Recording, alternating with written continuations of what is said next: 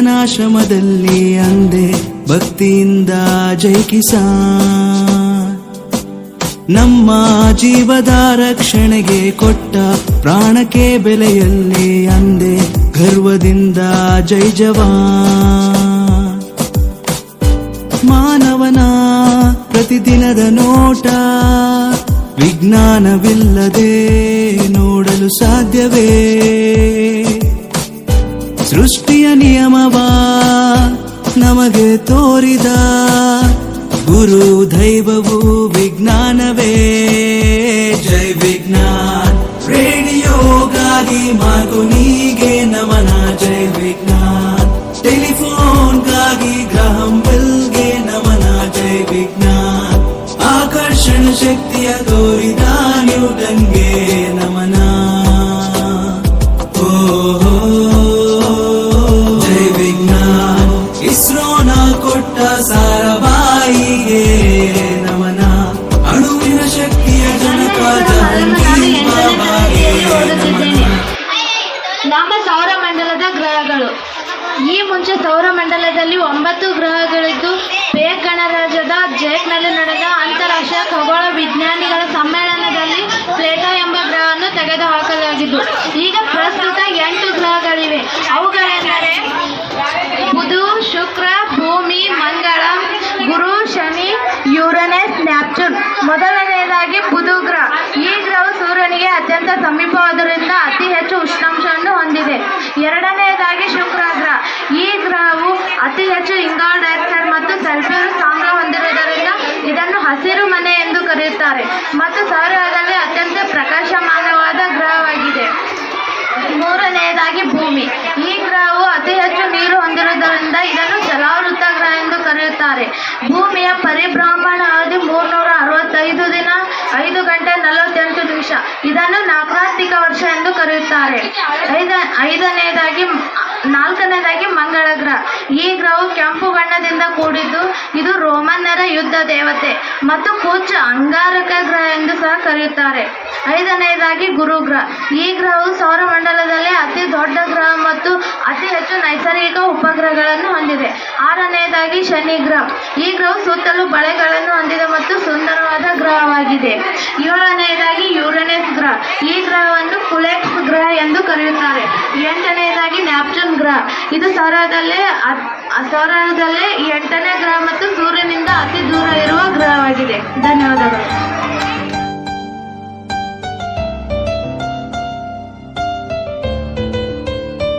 Missile man ನಮ್ಮ ಕಲಾಂಗೆ ನಮನ.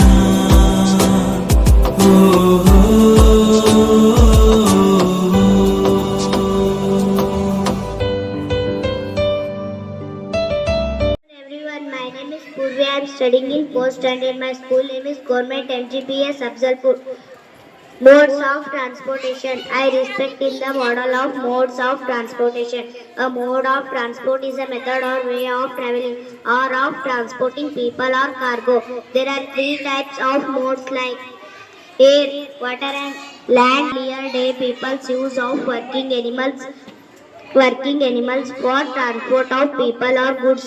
Humans may be use some of the animals directly, but nowadays there are several ways like air transports like aeroplane, parachute, etc. Road transports like car, bus, train, etc.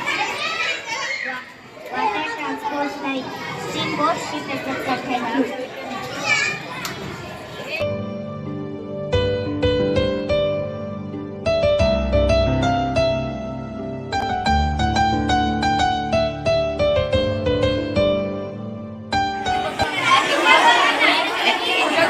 ಎಲ್ಲರಿಗೂ ನಮಸ್ಕಾರ. ನನ್ನ ಹೆಸರು ನಿಖಿತಾ ಶ್ರೀನಿವಾಸ್ ನಾವಿ. ನಾನು 7ನೇ ತರಗತಿಯಲ್ಲಿ ಓದುತ್ತೇನೆ. ನನ್ನ ವಿಷಯ ಮಾನವನ ಜೀರ್ಣಾಂಗವ್ಯೂಹ. ಮೊದಲನೆಯದಾಗಿ ಬಾಯಿ ಮತ್ತು ಬಾಯಿಯ ಕುಹರ. ಬಾಯಿಯು ಆಹಾರ ಸೇವನೆ ಮಾಡಲು ಸಹಾಯಕರವಾಗಿದೆ. ಲಾಲಾರಸ ಹಲ್ಲುಗಳು ಮತ್ತು ನಾಲಿಗೆಯ ಸಹಾಯದಿಂದ ಆಹಾರವು ಸಣ್ಣ ಕಣಗಳನ್ನಾಗಿ ಜೀರ್ಣಿಸಲ್ಪಡುತ್ತದೆ. ಅನ್ನನಾಳದ ಭೀತಿಯ ಚಲನೆಯಿಂದಾಗಿ ಆಹಾರವು ಕೆಳಮುಖವಾಗಿ ಗಂಟಲಿಂದ ಜಠರನ್ನು ಸೇರುತ್ತದೆ. ಜಠರದ ಒಳಪದರವು ಒಂಟಾಗಿ ಲೋಳೆ, ಹೈಡ್ರೋಕ್ಲೋರಿಕ್ ಆಮ್ಲ ಮತ್ತು ಜೀರ್ಣರಸಗಳನ್ನು ಶ್ರಮಿಸುತ್ತದೆ. ಜೀರ್ಣರಸಗಳು ಪ್ರೋಟೀನ್ಗಳನ್ನು ಸರಳ ರೂಪಕ್ಕೆ ಪರಿವರ್ತಿಸುತ್ತದೆ. ಯಕೃತ್ ಇದು ದೇಹದ ಅತ್ಯಂತ ದೊಡ್ಡ ಗ್ರಂಥಿಯಾಗಿದೆ. ಇದು ಪಿತ್ತರಸವನ್ನು ಶ್ರಮಿಸುತ್ತದೆ. ಪಿತ್ತರಸವು ಕೊಬ್ಬಿನ ಜೀರ್ಣಕ್ರಿಯೆಯನ್ನು ಮಾಡುತ್ತದೆ. ಮೆದೊಜೀರಕಾಂಗ ಕಾರ್ಬೋಹೈಡ್ರೇಟ್, ಕೊಬ್ಬು ಮತ್ತು ಪ್ರೋಟೀನ್ಗಳನ್ನು ಸರಳ ರೂಪಕ್ಕೆ ಪರಿವರ್ತಿಸುತ್ತದೆ. ಸಣ್ಣ ಕರಳಿನಲ್ಲಿ ಕಂಡುಬರುವ ಬೆರಳಿನ ಆಕಾರದ ರಚನೆಗಳಾದ ವಿಲೆಗಳು ಜೀರ್ಣವಾದ ಆಹಾರವನ್ನು ಹೀರಿಕೆ ಮಾಡುತ್ತವೆ. ದೊಡ್ಡ ಕರಳು ಜೀರ್ಣಗೊಳ್ಳದ ಆಹಾರದಿಂದ ನೀರು ಮತ್ತು ಲವಣಗಳನ್ನು ಹೀರುವುದು ದೊಡ್ಡ ಕರಳಿನ ಕಾರ್ಯ. ಗುದನಾಳ ಮತ್ತು ಗುದದ್ವಾರ ಉಳಿದ ತ್ಯಾಜ್ಯವು ಗುದದ್ವಾರದ ಮೂಲಕ ಹೊರಹಾಕಲ್ಪಡುತ್ತದೆ. ಇದಕ್ಕೆ ವಿಸರ್ಜನೆ ಎನ್ನುವುದು.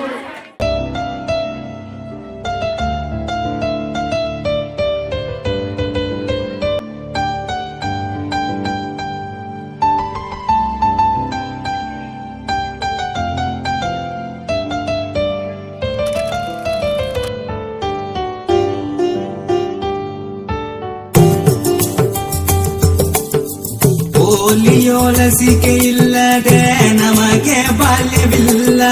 ಕಾಲರ ರೇಬಿಸ್ಗೆ ಸತ್ತ ಜನರ ಲೆಕ್ಕವಿಲ್ಲ.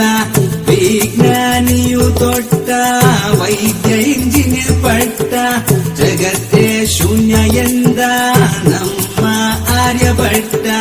ವಿಜ್ಞಾನವೇ ನಮಃ, ವಿಜ್ಞಾನಿಯೂ ನಮಃ. ಮೂಢನಂಬಿಕೆ ಅಳಿಸದೆ ಆಗುವೆ ನೀ ಮಂಗ ಪುನಃ. ವಿಜ್ಞಾನವೇ ನಮಃ, ವಿಜ್ಞಾನಿಯೂ ನಮಃ. ಮೂಢನಂಬಿಕೆ ಅಳಿಸದೆ ಆಗುವೆ ನೀ ಮಂಗ ಪುನಃ. ಜೈ ವಿಜ್ಞಾನ.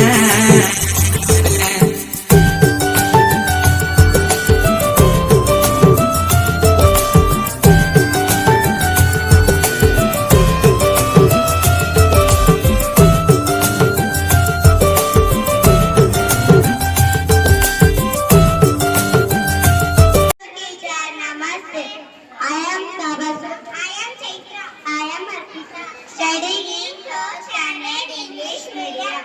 My topic is climate changes. My school name is Government MGPS Afzalpur. Climate changes affect the environment in many different ways, including rising temperature, sea level rise, drought rise, flooding, and more. These events affect things that we depend upon and values like water, energy, transportation, wildlife, agriculture, ecosystem, and human health. Causes of climate changes are rapid industrialization, energy use, agriculture practices, deforestation, consumer practices, livestock transport, resource extraction, and pollution. ಹವಾಮಾನ ಬದಲಾವಣೆಯು ಪರಿಸರದ ಮೇಲೆ ಹಲವು ಹಂತಗಳಲ್ಲಿ ಪರಿಣಾಮ ಬೀರುತ್ತದೆ. ಅವುಗಳಲ್ಲಿ ತಾಪಮಾನ ಏರಿಕೆ, ಸಮುದ್ರ ಮಟ್ಟ ಏರಿಕೆ, ಬರಗಾಲ, ಪ್ರವಾಹ ಮತ್ತು ಇನ್ನೂ ಹೆಚ್ಚಿನವು ಸೇರಿವೆ. ಈ ಘಟನೆಗಳು ನಾವು ಅವಲಂಬಿಸಿರುವ ಮತ್ತು ಮೌಲ್ಯಯುತವಾದ ನೀರು, ಶಕ್ತಿ, ಸಾರಿಗೆ, ವನ್ಯಜೀವಿಗಳು, ಕೃಷಿ, ಪರಿಸರ ವ್ಯವಸ್ಥೆಗಳು ಮತ್ತು ಮಾನವ ಆರೋಗ್ಯ ತಂತ್ರ ವಸ್ತುಗಳ ಮೇಲೆ ಪರಿಣಾಮ ಬೀರುತ್ತವೆ. Thank you.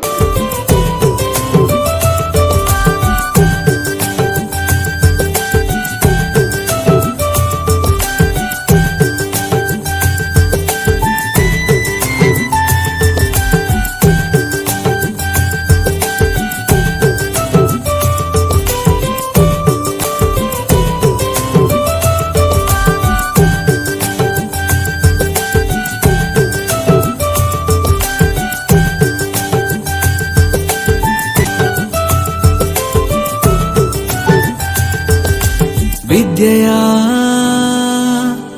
ರಣಬೇಟೆಯಲ್ಲಿ ಜ್ಞಾನ ಕೊಟ್ಟ ವಿಜ್ಞಾನವೇ ನಿತ್ಯದ ದಿನಚರ್ಯ ಕೆಲಸಗಳ ಸುಲಭ ಮಾಡಿದ ತಂತ್ರಜ್ಞಾನವೇ ಹೇಳಿರಿ ಎಲ್ಲರೂ ಸೃಷ್ಟಿಯ ಕೊಡುಗೆ ಇದು, ಹೋಗು ಎಲ್ಲಾದರೂ ವಿಜ್ಞಾನದ ಫಲಿತವಿದು.